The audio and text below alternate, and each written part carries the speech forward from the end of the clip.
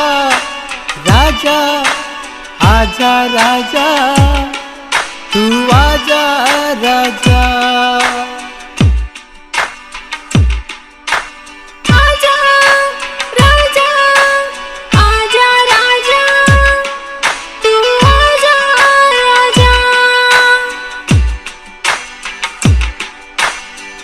तोहरा बिना जिंदगी अधूरा बा, तोहरा सिवा ना दूजा बा। तोहरा बिना जिंदगी अधूरा बा, तोहरे सिवा ना दूजा बा।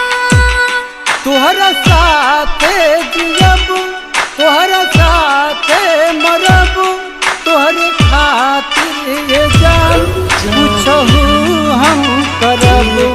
तोहरा साथे जियब, तोहरा साथे मरब, तोहरे खातिर ये जान पूछहु हम करब। आजा राजा आजा राजा तू आजा राजा। आजा राजा आजा राजा तू आजा राजा।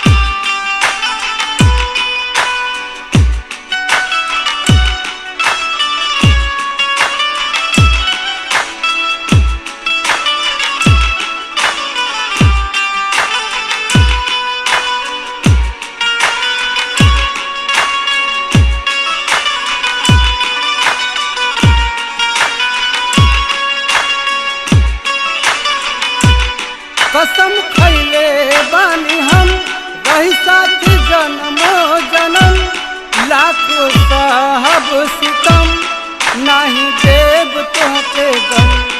कसम खैले बानी हम रही साथ जन्मो जन्म, लाखों साहब सितम नहीं देव तोहके गम।